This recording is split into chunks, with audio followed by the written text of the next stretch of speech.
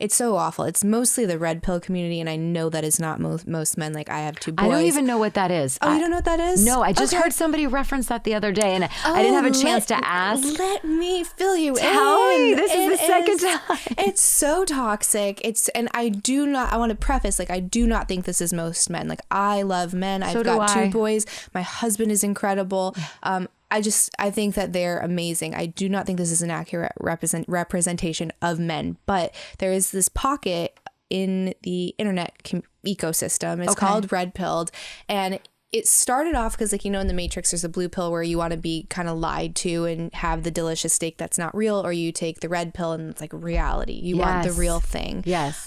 So it started off there, and it kind of took on a life of itself, which now it's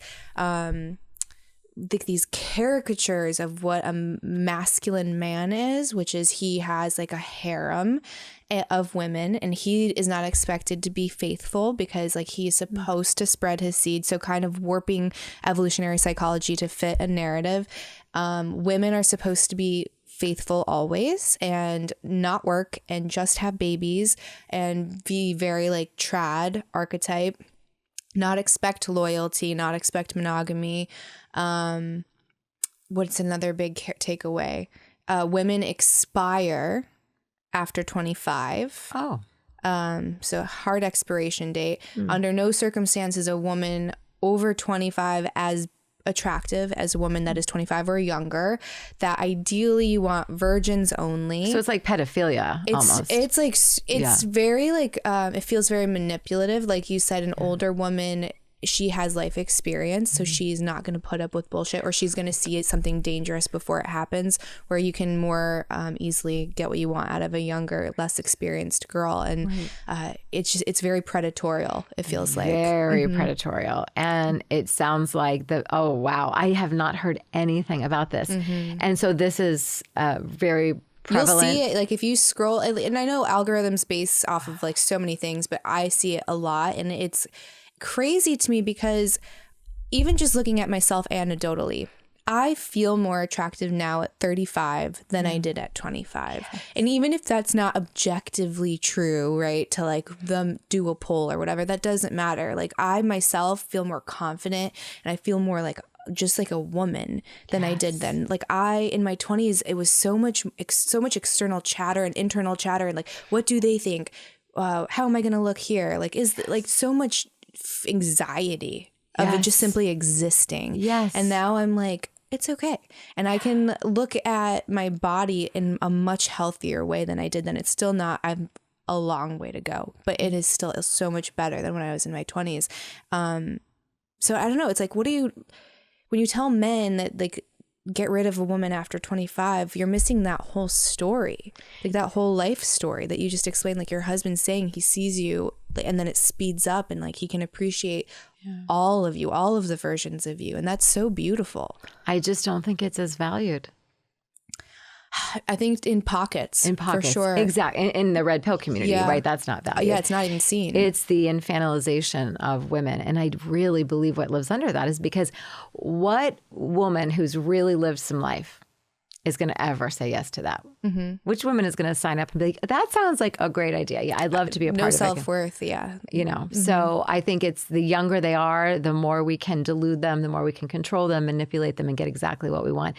And I also think how much suffering must live inside of those men who choose to live like that. Because I think every human, whether they want to admit it or not, I think every human wants to have at least one legendary love, wants to be known and so beautifully cared for and rallied for in every aspect of their experience as a human being.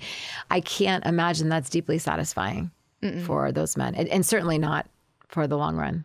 No, I'd say it's an aversion to like real vulnerability, right? Absolutely. And like having someone actually see you, like that's terrifying, because then if they see you and then reject you, then you are rejected. So the antidote to that is just not to be seen. That's exactly right. That's exactly right. So there was this, I don't know if you saw, there was this clip of Pamela Anderson. Who I just adore her, and I love like even her recent story and her vulnerability and coming out with her docu-series or documentary. And she was getting ready for some event, and she's very no makeup now. Like, she just does skincare, and she'll show you her skincare, and she goes to like Paris Fashion Week with no makeup. I've seen that. And gets like celebrated, and you're like, it's her face. And but if you almost want to say it's not brave because it's her face, but then when you see the comments, you're like, whoa, it actually really is, because she was getting retweeted and commented, and they were like, what happened to her? And she's still so beautiful, and not that my opinion should matter.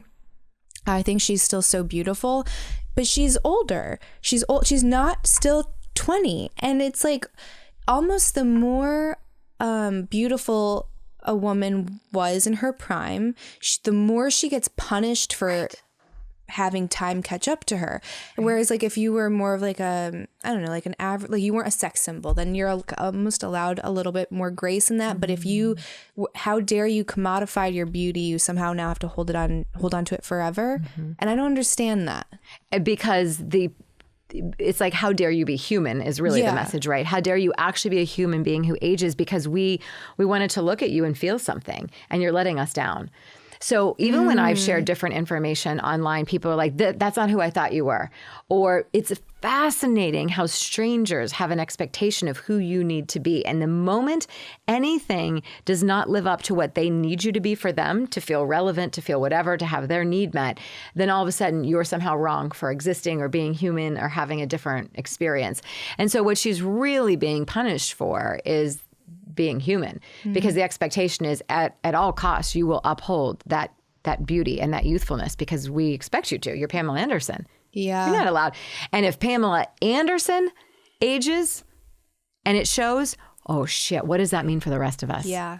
Like, oh my God, right? Yeah. So I see it as like such an incredible thing that she's doing. And yet I understand also that there is going to be those kinds of comments. This is super, super occasional and quite rare, actually. But every once in a while, I will have a man who feels, and I know where it's coming from. He's got no profile picture. His name is like user 3271 or whatever. And he's always the one who's like, okay, grandma, nobody really cares. I'm like, oh, of course. Of course. It's always the man who can't handle hearing a woman who has wisdom speak about something that may be coming up against a way you would have to consider changing as a man. But yeah, people will always have expectations of who we're supposed to be. And it's just like, we just have to keep doing our work.